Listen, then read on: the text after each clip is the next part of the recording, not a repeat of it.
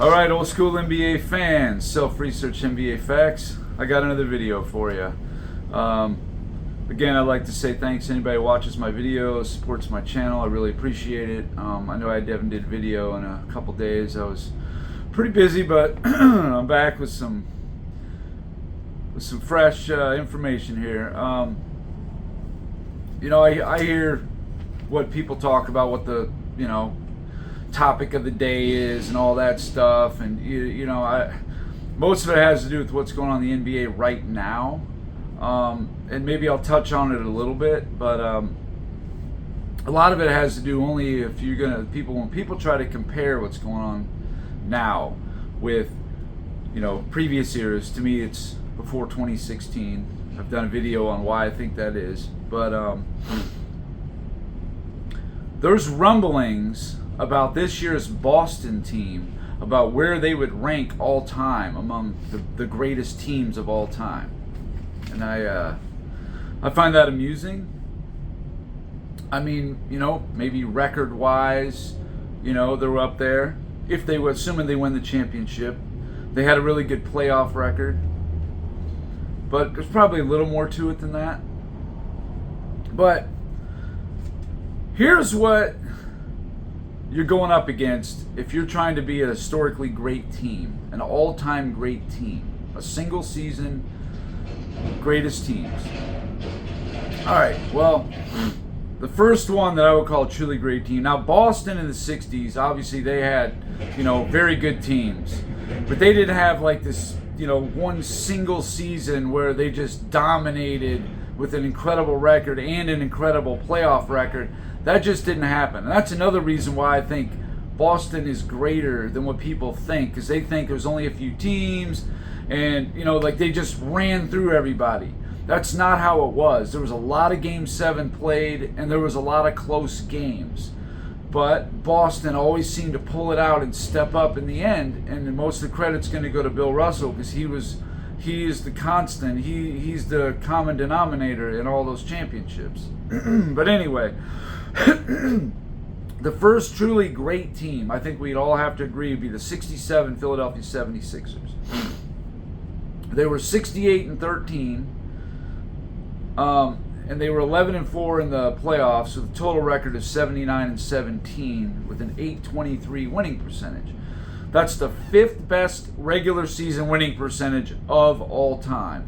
And there's only a handful of teams that ever reached the .820 mark, or even 800 period. There might be 8 or 9 teams ever that were over 800 winning percentage, regular season and playoffs, and they are one of them, sitting at .823. In their competition, they had to beat Boston, take down Boston, who had won from 59 through 66, 8 straight championships, and they beat them. So that also adds to it how great a team they were. 71 Milwaukee Bucks, they were 66-16, 12-2 in the playoffs. The .805 winning percentage in the regular season. Overall, 78-18, .8125, just a hair under the 67 Philadelphia Warriors. They were a great team, obviously. Kareem and Oscar Robertson and Bob Dandridge, they were really good. Had to beat the Lakers, but they got a real break in the finals playing a 42-40 Baltimore Bullets team, but whatever, doesn't matter. The 72 Lakers, obviously, they're historic. They're one of the 4 greatest regular season teams of all time. And when you factor in, they were 69-13. They were 12-3 in the playoffs, a total record of 81-16. Their .835 winning percentage is third all time.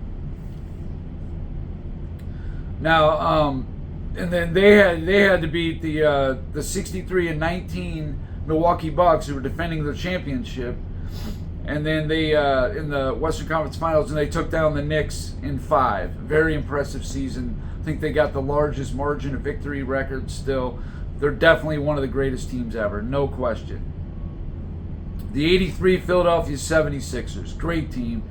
65-17 in the regular season, 12-1 in the playoffs for an 8.810 winning percentage.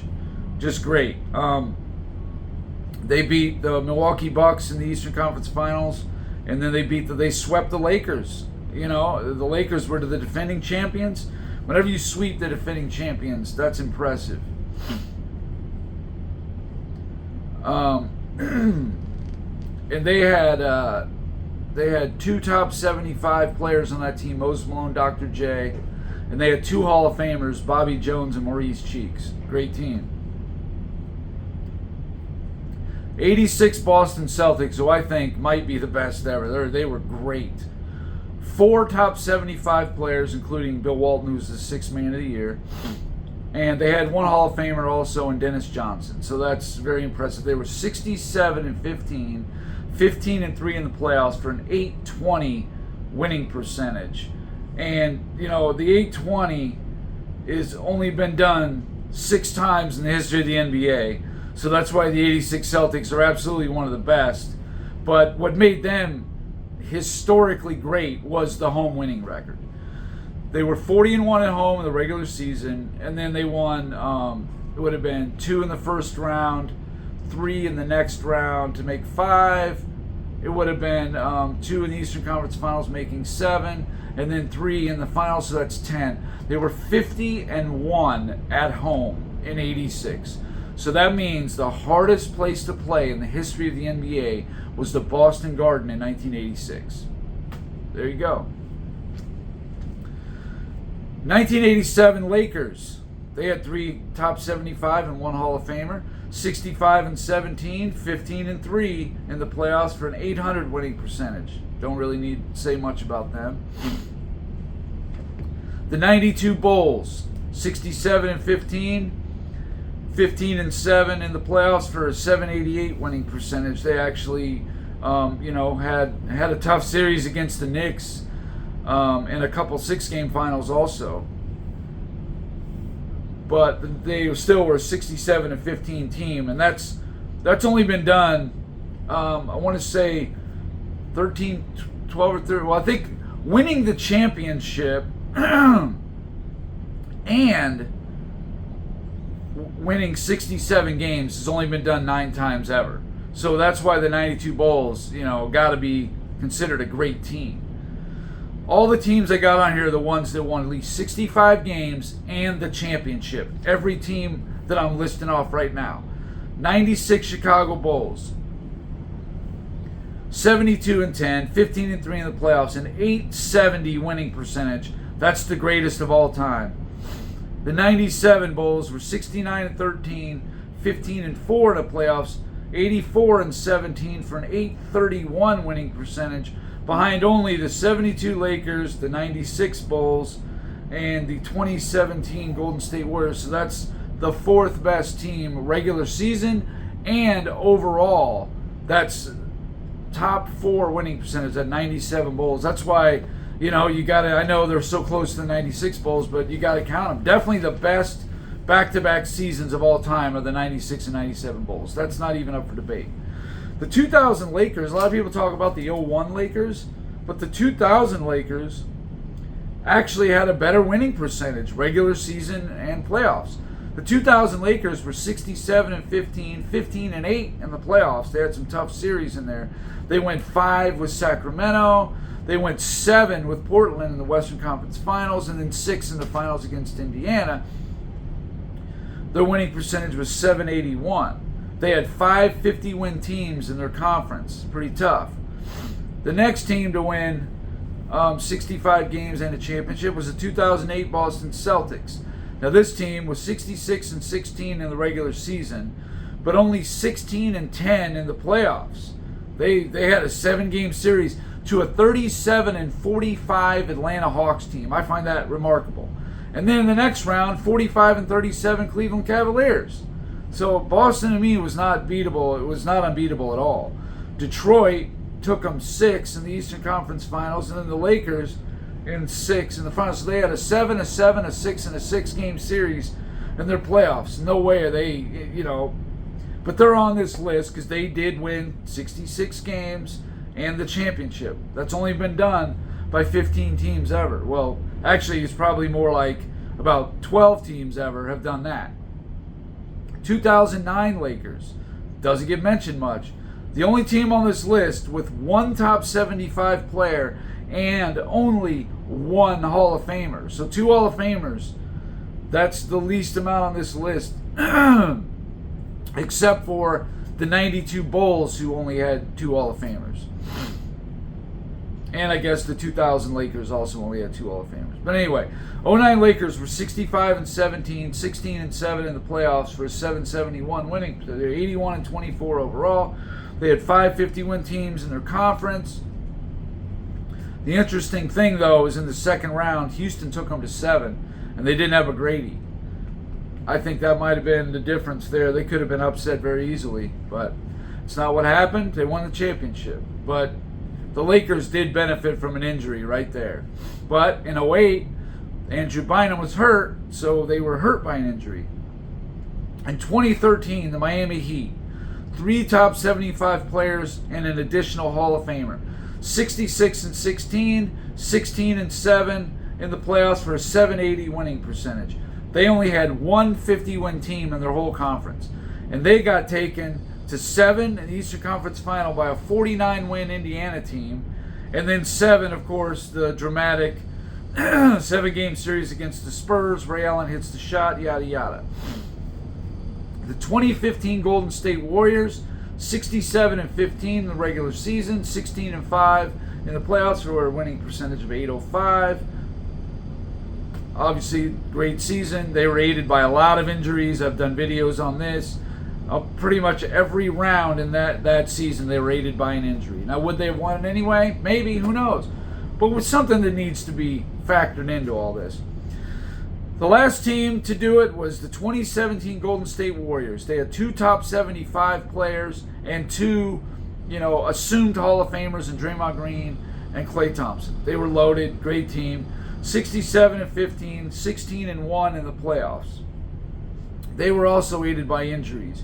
San Antonio, a team that beat them 2 out of 3 in the regular season, didn't have Tony Parker for the whole playoffs. And Kawhi Leonard gets hurt in the third quarter when they're up by 20 some odd points, blowing them out, actually. We're never going to know what would have happened, but it's something that needs to be taken into consideration. Would Golden State have been that great had they played San Antonio? Obviously, they wouldn't have been 16-1 in the playoffs. I don't think anybody believes that. But those are the 15 teams that have won 65 or more games and won the championship. This is what the 2024 Boston Celtics are dealing with.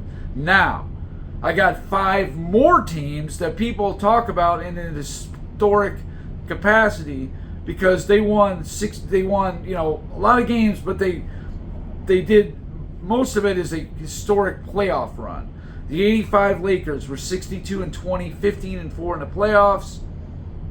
The 89 Detroit Pistons, 63-19 regular season, 15-2 in the playoffs. The 91 Chicago Bulls, 61-21, 15-2 in the playoffs.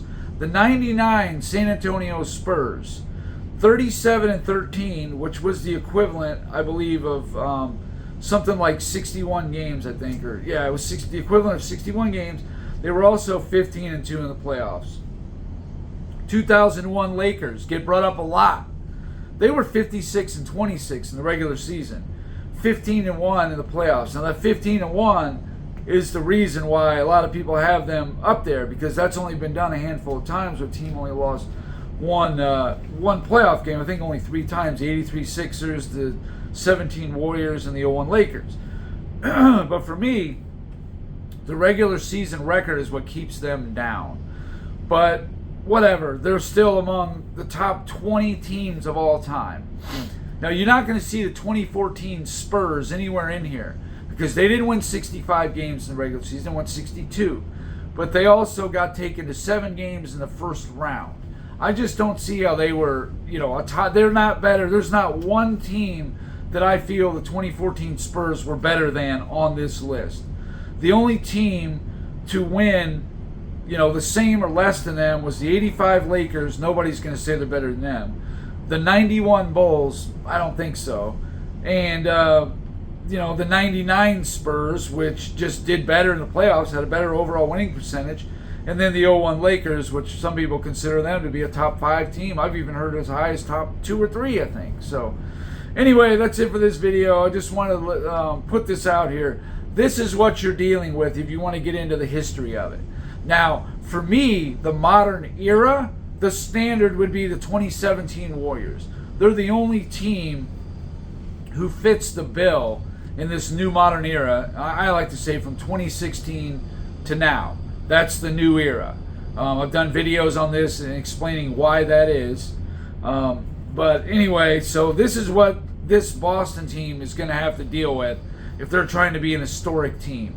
Now, maybe you want to weasel them in there or something, maybe. But with all the load managing and all the injuries that happen, I don't know. I don't even know how you can do that. But anyway, it's up to the eye of the beholder, apparently. So that's it. Thanks for watching.